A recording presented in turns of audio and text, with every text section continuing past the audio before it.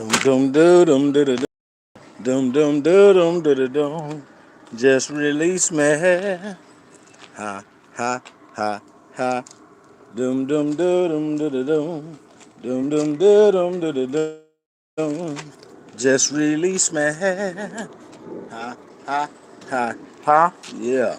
Just release with Andre Wade.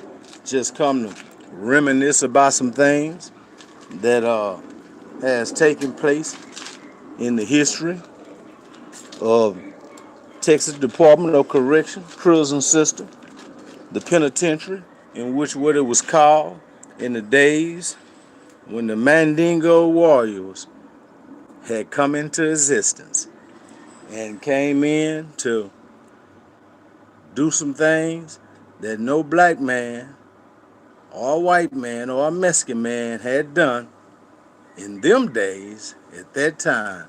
Yeah, I pray peace upon y'all families today. I pray peace upon those who are incarcerated, men, women, and teenagers. The weekend has caught up with us once again, and I know there's families that's traveling to go see their loved ones. So I pray that peace be upon you all as y'all travel, going and coming from there, and your loved ones is in the best of health.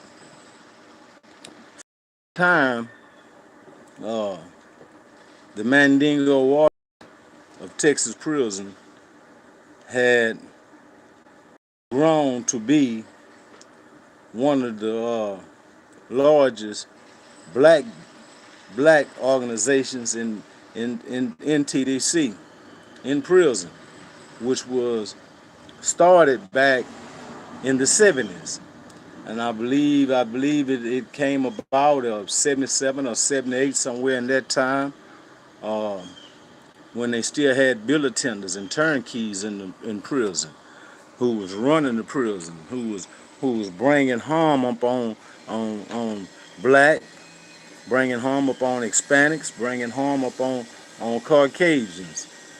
They ran the prisons. They did what the officers wanted them to do, and they did things that they wanted to do on their own. They uh they was raping men. They was beating men with pipes and sticks, which is what they had legally to deal with the offenders inside the prison. And some had to take place. Some had to take place because it was too much death, it was too much bloodshed in prison back then, which was called the penitentiary. And a man had to work hard in the fields and then had to come in and put up with these men that was bringing harm on kids. And if you was a kind of individual like Pistol Pete, uh, they was bringing harm on grown men, older men. They was a cold-blooded group of men throughout the system. Every unit had them. Uh, some had to give. Some had to take place. And I told you, change brain comes on in these penitentiaries. It just can't stay the same. And what took place? The Mandingo warriors came in existence. Now the Mandingo warriors' intentions was not to go around beating up inmates. The Mandingo warriors came about of protecting in so many ways the inmates from the officers and from the bill attenders. They when they came upon you, they came in a dangerous way. They didn't come, like I say, playing. They came seriously. And I believe first uh, the first expedition done by a Mandingo warrior was a cousin of mine, and it was on Darrington back in '78.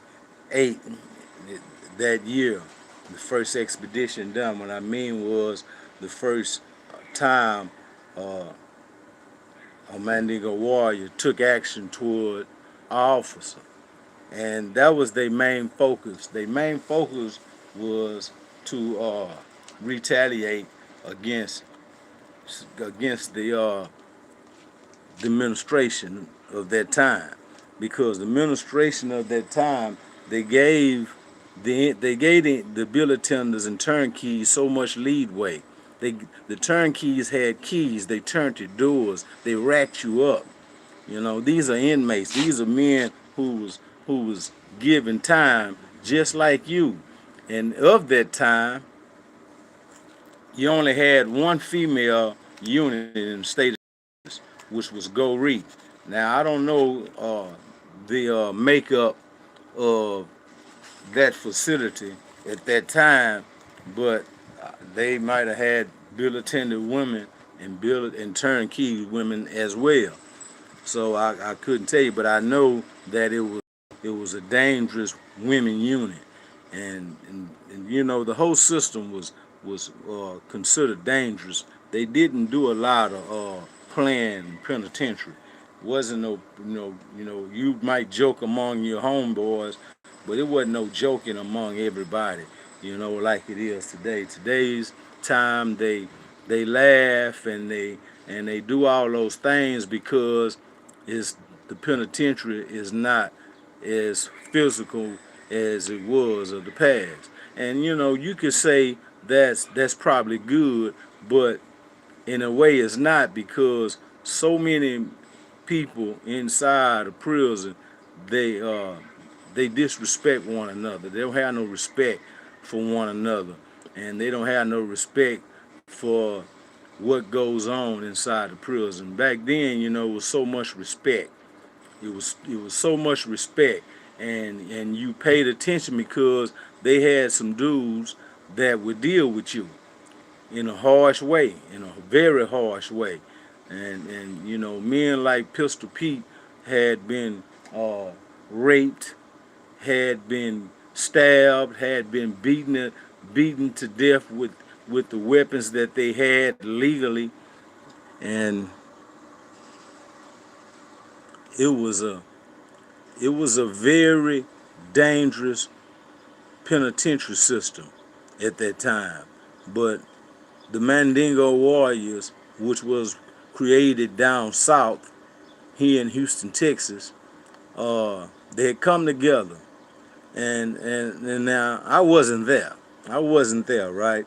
But being affiliated throughout the years of my incarceration, I've come in contact with so many Mandingo warrior men who truly showed me how to respect penitentiary, respect the things of the penitentiary, and how to survive. Uh, One of my best friends in prison, his name was Buckwheat, and Buckwheat was from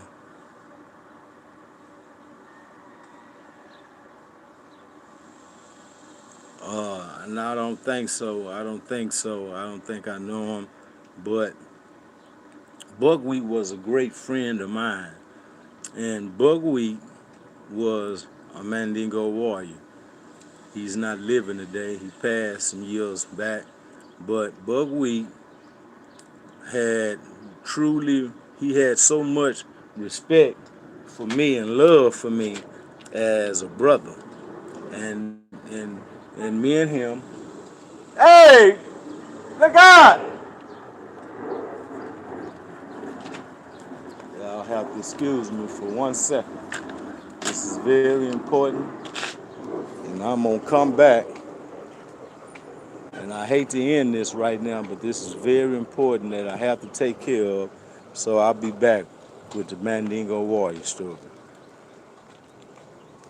So like I say, so many men was afraid, and you talk about people that was coming to prison in them years, the 70s and the 80s. You can understand why the mindset of the offenders in Texas prison was like they were because they had something that took place called a Ruiz stipulation. Ruiz stipulation was something that was filed in the courts to the point where they did away with the bill attenders and turnkeys, and they brought these group of men in the system, which was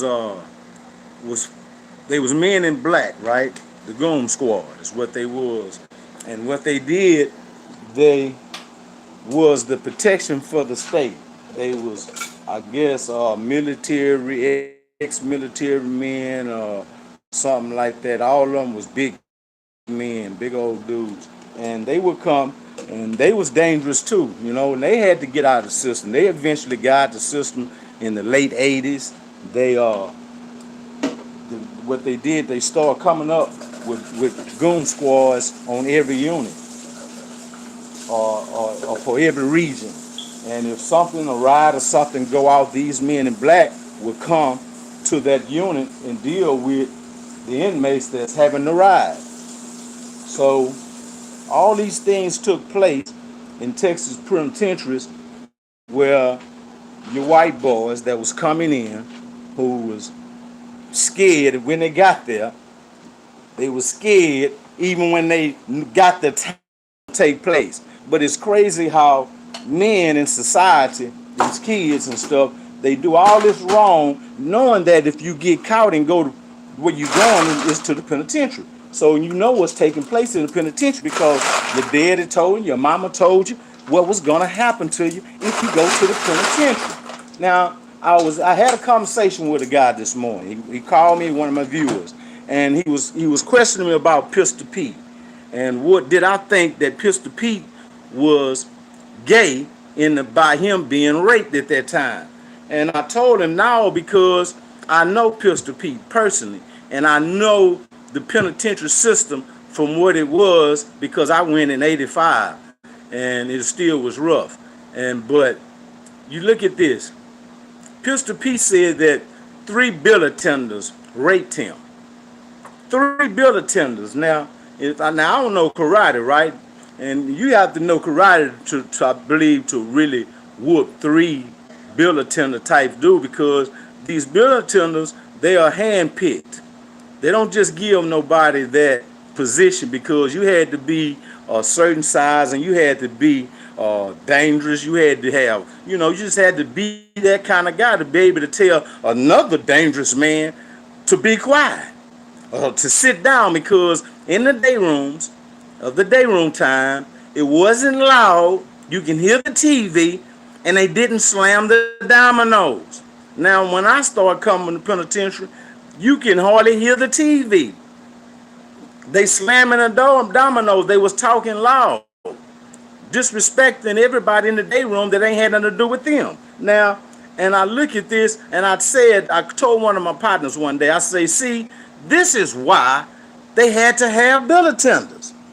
They had to have bill attenders because you look at prison today, how so disrespectful they are. But the Mandingos of today is not the same of the Mandingos of yesterday. See, those of yesterday was created because of the system in which the way it was. But the Mandingos today, they are there for you if they know you. They can see some things go on, but they won't take part in it. The Mandingos of yesterday couldn't sit there and watch nobody black get beat down by a group of men or the officers. They couldn't watch that. They would take part in it. They would allow themselves to get involved in that, because the Mandingos of those days was a dangerous group of men. And they spread it because I believe you only had so many units throughout the system. But you had units like Darrington, you had units like Ramsey 1, Central. These units, Cofield, Eastham, Ferguson. These units, some of them hadn't even seen a Mandingo warrior yet. They only heard of him. And when they did arrive, you didn't even know he was there. You didn't know he was there unless something took place. 2 Mandingo warriors of yesterday was far more greater than 10 Mandingo warriors today. This is the first part of Mandingo Warriors by Andre Wade, we just released. And I'll be back to give you some more because I already know y'all already want to hear.